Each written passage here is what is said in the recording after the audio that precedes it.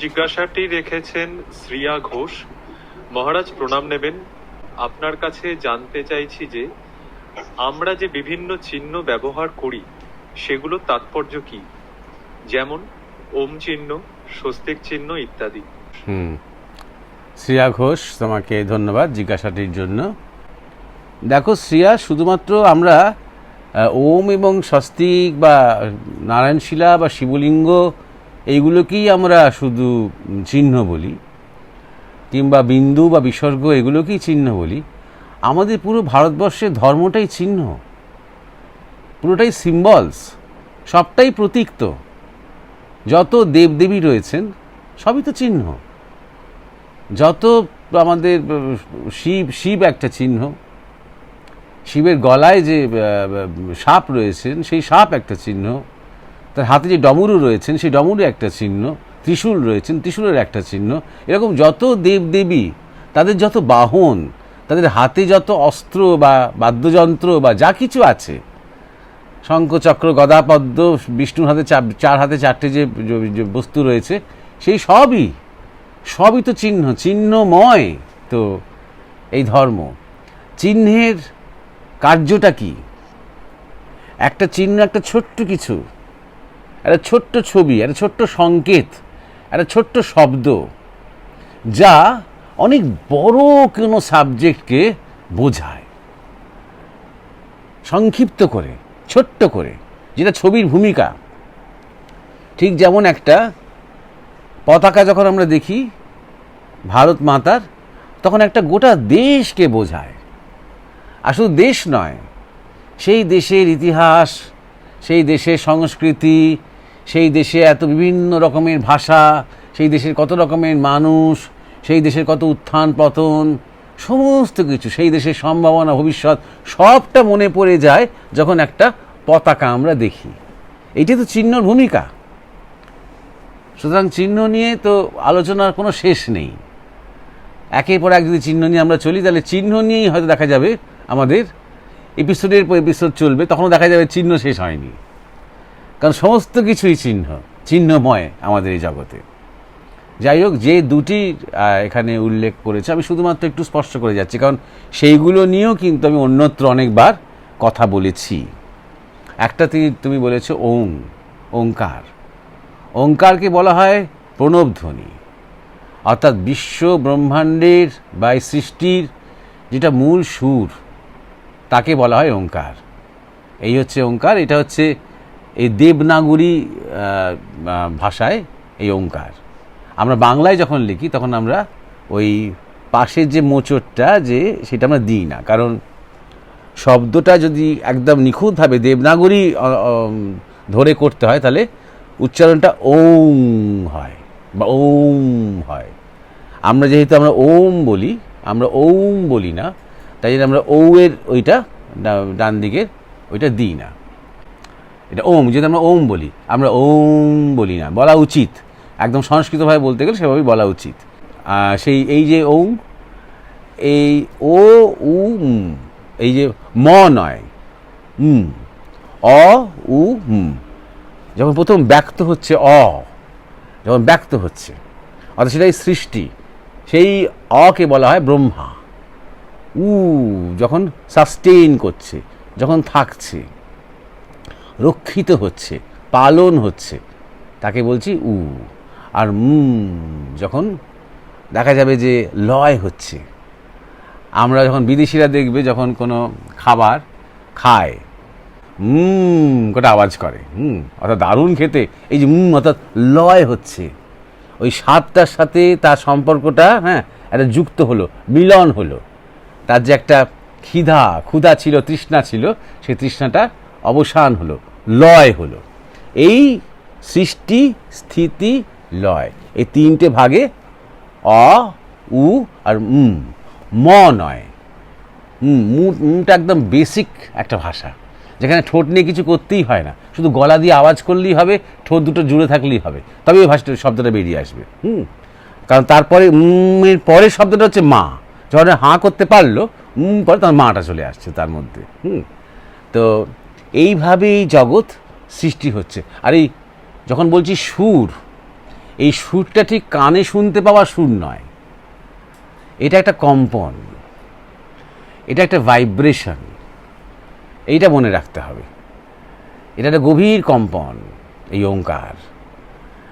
আমরা মাঝে মাঝে তোমরা হয়তো যদি তুমি ইন্টারনেটে তুমি সার্চ করো, নাসার ওয়েবসাইটে যাও, সেখানে নাসার ওয়েবসাইটে তুমি দেখবে হয়তো নাসা অনেক হাবল টেলিস্কোপে ছবি তুলেছে, সুপারনোভার ছবি, গ্যালাক্সির ছবি, এবং কীভাবে জগৎ বিশ্ব ব্রহ্মাণ্ড সৃষ্টি হচ্ছে তার ছবি এআই দিয়ে জেনারেট করে সেগুলো দেখাচ্ছে। যখন আমরা দেখছি বিস্ফোরণ হচ্ছে আকাশে আকাশে আকাশে, মানে মহাকাশে ছড়িয়ে যাচ্ছে গ্রহ নক্ষত্র সমস্ত কিছু, আর প্রচণ্ড স্ট্রং তীব্র গতিতে ফিউশন হচ্ছে, এগুলো যখন দেখবে তখন দেখবি কোনো সাউন্ড দিচ্ছে না, কিন্তু পেছনে কোনো মিউজিক বাজালে কি অন্য কথা, এমনিতে কিন্তু কোনো সাউন্ড নেই। কারণ কেন নেই? কারণ সেই অবস্থায় শোনার কেউ নেই। যদি শোনার কেউ থাকতো তারই কোনো সাউন্ড থাকতো? শোনার কেউ থাকতো মানে সে তখন ওই অবস্থাতেই থাকতো, ওই কম্পনের মধ্যেই থাকতো। সেই কম্পনটা উচ্চারণ করা যায় না, তাই ওঙ্কারের আরেকটা নাম হচ্ছে অনাহত, অনাহত ধ্বনি। কেন অনাহত? যা উচ্চারণের দ্বারা কখনো আহত করা যায় না, তাই হচ্ছে অনাহত ধ্বনি। অনাহত বললে আরেকটা কি মনে পড়ে? মনে পড়ে যে আমাদের হৃদয় যেখানে আছে সেখানে আছে আমাদের অনাহত চক্র। তাই প্রত্যেক মানব শরীরেই ওং আছে। ওং একদম মূল। যেহেতু আমরা সবাই সেই এক থেকেই উৎসারিত হয়েছি, সেই এক থেকেই আমরা বিকশিত হয়েছি, তাই জন্য প্রত্যেকের মধ্যেই সেই ওং আছে। শুধুমাত্র মানুষ নয়, জীব জগৎ, বনস্পতি, বৃক্ষ, মৎস্য, জীব জন্তু, মানুষ, বিশ্ব ব্রহ্মাণ্ড, গ্রহ নক্ষত্র, তারকা, সব কিছুই ওম দিয়েই সৃষ্টি এবং ওমেই লয়। তাই আমাদের মন্ত্রগুলো, যেমন ধরা যাক গায়ত্রী মন্ত্র, যেটা আসলে সাবিত্রী মন্ত্র, গায়ত্রী ছন্দে বলা হয়, ওম দিয়েই শুরু আর ওমেই লয়। কারণ এই জগৎ তাই হয়েছে, এই বিশ্বব্রহ্মাণ্ড এই ওঙ্কারের স্পন্দন থেকে, ভাইব্রেশন থেকে বিস্তার লাভ করেছে। আবার ওঙ্কারেই লয় হয়েছে, বিলীন হয়েছে। ভাইব্রেশন, স্পন্দন, আমাদের প্রত্যেকেই তেমন এক একটা ভাইব্রেশন। তাহলে তুমি শ্রিয়া, তোমার ভাইব্রেশন আর আরেকজনের ভাইব্রেশন আলাদা কেন? এখানে আসছে ইন্ডিভিজুয়াল নেচার, ব্যক্তি প্রকৃতি, স্বভাব, স্বধর্ম। তুমি একটা জার্নির মধ্যে দিয়ে আসছো, আমি একটা জার্নির মধ্যে দিয়ে যাচ্ছি, আমাদের জার্নিগুলো আলাদা। আমরা মূলে এক, কিন্তু আমাদের ব্যক্তিগত জার্নির রকম ফের রয়েছে, চরিত্রটা আলাদা। কেউ একটু এগিয়ে আছে, কেউ একটু পিছিয়ে আছে, নানা রকম অভিজ্ঞতার মধ্যে দিয়ে সবাই যাচ্ছি আমরা, সুখ দুঃখ হাসি কান্না, কিন্তু প্রত্যেকেরটা ইউনিক। আর ঠিক তাই জন্যে যখন গুরু পরম্পরা আমাদের দীক্ষা দেওয়া হয়, তখন বীজ আলাদা আলাদা হয়, কিন্তু সেই বীজ কার সাথে যুক্ত করে দেওয়া হয়? প্রণবের সাথে যুক্ত করে দেওয়া হয়। কারণ সেই প্রণব সর্বত্র রয়েছে একই, সেই প্রণবের উপর বেস করেই তোমার বীজ। তাহলে তোমার আসল কাজটা কি হবে? সে বীজ জপ করতে করতে প্রণবের সাথে আস্তে আস্তে আস্তে আস্তে সেই বীজ প্রণবে লয় হবে, আর তখন সেই প্রণব ধীরে ধীরে কারণ মহাকারণের দিকে চলে যাবে। অর্থাৎ সেই কম্পন, সেই সুর যশ্রুত, সেই সুর তোমাকে ধীরে ধীরে ধীরে ধীরে ওই স্থান কাল পাত্র পেরিয়ে যে নিত্য তত্ত্ব, যে জ্ঞান আকাশ, সেখানে তোমাকে পৌঁছে দেবে। এই হচ্ছে মূলত তোমার ওঙ্কার তত্ত্ব। এই বিশ্বকে ধারণ করে আছে যে ভাইব্রেশনস, সেটাই ওঙ্কার তত্ত্ব।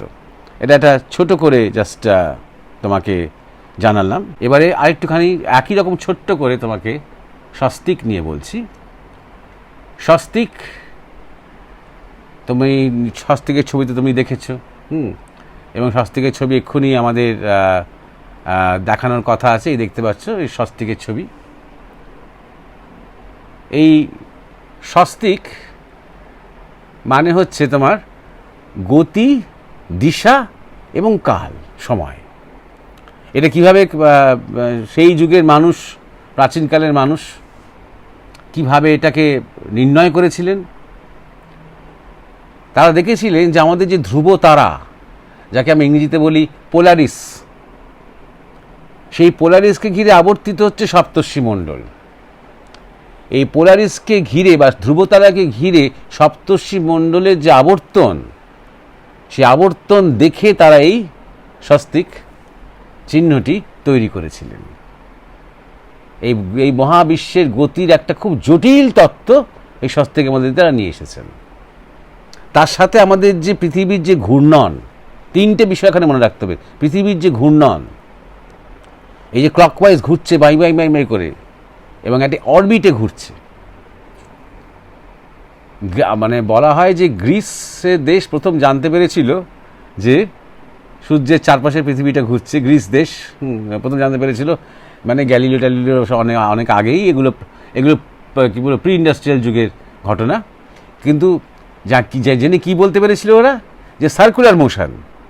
তার অনেক বছর আগে ভারতীয় মানে গণিত বিভাগের বা গণিতের ঋষিরা বলেছিলেন এলিপ্টিক্যাল, সাইক্লিক্যাল নয়, এলিপ্টিক্যাল, সার্কুলার নয়।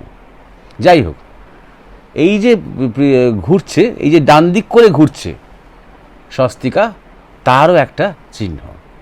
আর আমাদের যে দিক, তাই জন্য মানুষ এই স্বস্তিকার চিহ্ন কেন দেওয়ালে লাগায়? এই যে দিক, চারটে দিক রয়েছে, উত্তর, দক্ষিণ, পূর্ব, পশ্চিম, এবং চারটে কোণ রয়েছে, ঈশান কোণ, অগ্নিকোণ, নৈঋত কোণ, বায়ুকোণ, এবং দুটো দিক রয়েছে, আরও দুটো দিক রয়েছে, উপর এবং নিচ। এই পুরোটাকে, এবং একটা ঘূর্ণন রয়েছে। তুমি দেখবে স্বস্তিক কোনো স্ট্যাটিক ফিগার নয়। স্বস্তিক দেখলেই, চিহ্ন দেখলেই তো মনে হবে একটা প্রচণ্ড গতিময়তা। এই যে গতিময়তা আছে এবং তার ডিরেকশনটা, এবং এর সাথে সময় যেটা সম্পর্ক, গতি, দিশা এবং সময়, এটা খেয়াল রাখতে হবে। অর্থাৎ আমি যখন একজনের কাছে যাচ্ছি, আমার দিশাটা হয়তো উত্তর দিক, যত আমি উত্তর দিকে হাঁটছি তত তার সাথে দেখা হওয়ার যে সময় যেটা বাকি ছিল সেটা কমছে। আমি যখন বলি যে ও বাবা, ওখানে তো যেতে তো প্রায় 100 কিলোমিটার, তারপরে আমরা বলি এই যদি রাস্তা ভালো থাকে 4 ঘন্টার রাস্তা। এই যে কিলোমিটার এবং ঘন্টাটা আমরা একসাথে বলছি। অর্থাৎ কোথাও আমাদের চলা, আমাদের জার্নি, আমাদের ডিরেকশন, তার সাথে কালের যেই সম্পৃক্ত হয়ে আছে, এটাকেই আইনস্টাইন বলেছিলেন স্পেস টাইম কার্ভেচার। আইনস্টাইন যখন বলছেন স্পেস টাইম কার্ভেচার, বেশ গাল ভরা 3টে ইংরেজি শব্দ, তখন আমাদের এটা ভীষণ সায়েন্স মনে হচ্ছে। এটা যখন হাজার হাজার বছর আগে, যখন স্বস্তিকের মাধ্যম দিয়ে এই দিশা, গতি এবং সময়কে অত অসাধারণ কোনো রকম যন্ত্রপাতি ছাড়া শুধু আকাশকে অবজার্ভ করে সেই যুগের মানুষ যখন তাকে নির্ণয় করেছিলেন, এবং শুধু নির্ণয় করেছিলেন এমনি বসে বসে একটা কিছু পেয়ে গেলাম, বাহ না দারুণ জিনিসটা পেলাম, তো বসে থাকার জন্য, সেই অনুযায়ী, সেই স্বস্তিক অনুযায়ী আকাশের গ্রহ নক্ষত্র দেখে তারা ভবন নির্মাণ করতেন। সে অনুযায়ী তাদের স্থাপত্য হতো, এবং দেখা গেছে সেই স্থাপত্য ডিরেকশন তারা পাল্টেছেন, আবার নতুন করে স্থাপত্য তারা কিছু তৈরি করেছে, নির্মাণ করেছেন। কেন? যখন দেখেছেন যে ডিরেকশন পাল্টে গেছে। কখন পাল্টে গেছে? 24,000 বছর অন্তর অন্তর একটা ধাক্কা হয়, একটা টিল্ট হয়। যেমন ধরা যাক, লাট্টু যখন ঘোরে, লাট্টু ঘুরতে ঘুরতে একটা সময় লাট্টু একটু নড়ে যায়, ঘুরতে ঘুরতে তখনও ঘুরছে কিন্তু একটুখানি টিল্ট হয়ে শেক করে, ঝাঁকুনি খায়। সেরকম পৃথিবীটা এত ঘুরছে বলে মাঝে মাঝে ঝাঁকুনি খায়। এই ঝাঁকুনি খাওয়ার সঙ্গে সঙ্গে পুরো এই সপ্তর্ষি মণ্ডল এবং পোলারিসের সাথে তার যে সম্পর্কটা, সেটার একটা পরিবর্তন হয়, সামান্য পরিবর্তন হয়। সেই সামান্য পরিবর্তন হওয়ার জন্য পৃথিবীর প্রকৃতির উপরে তার একটা বড় রকমের পরিবর্তন হয়। সেটা সম্বন্ধে আগে থেকে তারা আন্দাজ করতে পেরেছিলেন। আন্দাজ মানে এটা নিখুঁত অঙ্ক করতে পেরেছিলেন। তারা বুঝতে পারতেন এটা হবে, এবং এখন জলবিজ্ঞান বুঝতে পারছে এটা। তখন বুঝতে পারছে যে প্রাচীন প্রাচীন বিল্ডিংগুলো, ভবনগুলো, হ্যাঁ, পাশাপাশি কেন নির্মাণ করা হয়েছে, প্রবেশের দ্বারটা একটুখানি পাল্টে পাল্টে। কারণ কয়েক হাজার বছর পরে যে ওই আকাশের গ্রহ নক্ষত্রের পজিশনটা একটু পাল্টাবে সেটাকে অ্যান্টিসিপেট করে, সেটাকে ধরে নিয়ে তারা এটা করেছেন। আর একটা শেষ কথা বলি স্বস্তিক সম্বন্ধে, যে এই স্বস্তিক চিহ্নকেই উল্টো করে, এই চিহ্নটাকে উল্টো করে জার্মানরা ব্যবহার করেছিলেন দ্বিতীয় বিশ্বযুদ্ধের আগে তাদের দর্শন গড়ে তোলার জন্য। তাদের দর্শনটা কি? যে তারা হচ্ছেন প্রকৃত আর্য জাতি এবং তারাই থাকবে, এবং তা আর্য থেকে যারা ইনফিরিয়ার রেস বা যারা অনেক নিম্ন এবং পিছিয়ে থাকা এবং আরও খারাপ, আরও বদ, তাদেরকে পৃথিবী থেকে মুছে দিতে হবে। এবং সেই তাদের যে আর্য মানসিকতা, তার যে চিহ্নটা স্বস্তিক তারা বলতে আরম্ভ করলো। কিন্তু লক্ষ্য রাখতে হবে যে নাৎসি যে স্বস্তিক চিহ্ন, তার ডিরেকশনটা উল্টো, অর্থাৎ সেটা নেগেটিভ, যেটাকে আমরা আমাদের তন্ত্রের ভাষায় বলি বামাচার বলি। দক্ষিণাচার, বামাচার। দক্ষিণাচার শুভর দিকে, বামাচার অশুভের দিকে। যদি বামাচার বা কোনো আচার দিয়ে যদি আমি চরমে চলে যেতে পারি সেটা আলাদা কথা, কিন্তু আমার যদি শুধুমাত্র কিছু সিদ্ধি শক্তি প্রয়োগ করে অপরের ক্ষতি করব মানসিকতা হয়, তাহলে কিন্তু আমার মধ্যে একটা পৈশাচিক বৃত্তি তৈরি হতে পারে। সেটাই নাৎসিদের মধ্যে দেখা গিয়েছিল, এবং সেটাকে ওরা আর্য এবং স্বস্তিকা বলে প্রচার করেছিল। এতটাই করেছিল যে পুরো পৃথিবীতে এখন স্বস্তিকা মানে একটা ঘৃণার বস্তু। স্বস্তিকা দেখলেই লোকের মনে পড়ে যায়, স্বস্তিক দেখলে লোকে মনে পড়ে যায় এটা সেই জার্মানদের নাৎসির কথা। অথচ বারবার বলে দেওয়া হচ্ছে এটা কিন্তু অ্যান্টি ক্লকওয়াইজ, এটা কিন্তু উল্টো দিকে মুখ করে। আসল স্বস্তিকা কিন্তু তোমার ডান দিকে ক্লকওয়াইজ। এটা কিন্তু পবিত্র চিহ্ন, এটা আমাদের সমস্ত যজ্ঞতে লাগে, সমস্ত ঘরে ঘরে পূজিত হয়, কিন্তু কর্ণপাতও করছে না। এটা একটা ন্যারেটিভ তৈরি হয়ে গেছে আমাদের শরীরের মধ্যে। মনে রাখতে হবে সব কিছুই ঘোরে, সব কিছুই ঘূর্ণনশীল, সব কিছুই গতিশীল। আমাদের শরীরের মধ্যে যে চক্রগুলো আছে, এই চক্রগুলো ঘোরে, ক্লকওয়াইজ ঘোরে। যত তুমি সাধনা করবে তত তার ঘোরাটা, এই ঘুরানের যে তার হারটা, এটা আরও বাড়বে। বাড়তে বাড়তে বাড়তে বাড়তে চরমে যখন যায় কোনো ঘূর্ণন, তখন সেটা স্থির মতন হয়ে যায়, আর তখনই চক্রভেদ হয়। এবার যদি কেউ নেগেটিভ সাধনা করে, তখন চক্রটাকে উল্টো দিকেও ঘোরানো যায়, আর তখন এই মারণ, উচাটন, বসন ইত্যাদি ইত্যাদি যেগুলো আছে, বশ করা, এই সমস্ত কিছু নেগেটিভ ট্রেডসগুলো তার মধ্যে দেখা যায়। এইভাবে স্বস্তিকাকে কতটাভাবে হীন করার চেষ্টা হয়, এখনও হয়, এই প্রকৃত পশ্চিমী সভ্যতা, পশ্চিমী ইন্টেলেকচুয়ালদের দ্বারা, যার জন্য এটা আমি উল্লেখ করলাম। এখন যখন আমরা আগুনে আহুতি দিই, আমরা যেমন ওম সাহা বলি, তেমন ওম স্বস্তি বলি। এই স্বস্তি থেকেই স্বস্তিক চিহ্নটা এসেছে। অর্থাৎ তখনকার যুগের মানুষ বুঝতে পেরেছিলেন যে এই যে প্রচণ্ড গতি, এই গতিই হচ্ছে স্থিতির কারণ। এই স্থিতি বলতে তুমি আজকে নিশ্চিন্ত হয়ে বসে বসে হয়তো মোবাইলে বা ল্যাপটপে দেখছো, স্থিত হয়ে আছো তুমি, দুমদাম তোমার শরীরের মধ্যে নানা রকম বোমা টোমা পড়ছে না। আমিও স্থিতি হয়ে কথা বলছি, সব আপাতত স্থিত আছে এই জগৎ। আমরা জানি রাত শেষ হবে, আমরা জানি কালকে আবার পূর্ণিমা আছে, একটা স্থিতি, একটা প্রেডিক্টেবল কিছু ব্যাপার রয়েছে। এটি কেন রয়েছে? কারণ সাংঘাতিক গতি রয়েছে জগতে, এই বিশ্ব ব্রহ্মাণ্ডে সাংঘাতিক গতিতে চলছে, এমন গতিতে চলছে যে সব কিছু স্থিত রয়েছে। এটা বিষ্ণুর কাজ। তাই জন্যেই ওম স্বস্তি বলছি আমরা আগুনে আহুতি দেওয়ার সময়, এবং সেই স্বস্তি থেকেই স্বস্তিক কথাটা এসেছে, এবং সেই স্বস্তি থেকেই সাস্টেনেন্স কথাটা এসেছে, সাস্টেইন কথাটা এসেছে ইংরেজিতে। এছাড়া আরও অনেক শিবলিঙ্গ, নারায়ণশিলা, চিহ্নের পর চিহ্ন আছে। আজকে শুধুমাত্র এই দুটো চিহ্ন নিয়ে তুমি যেহেতু উল্লেখ করেছিলে, তাই দুটো চিহ্ন নিয়ে আজকে আলোচনা করলাম। আবার পরে এই নিয়ে আলোচনা হবে।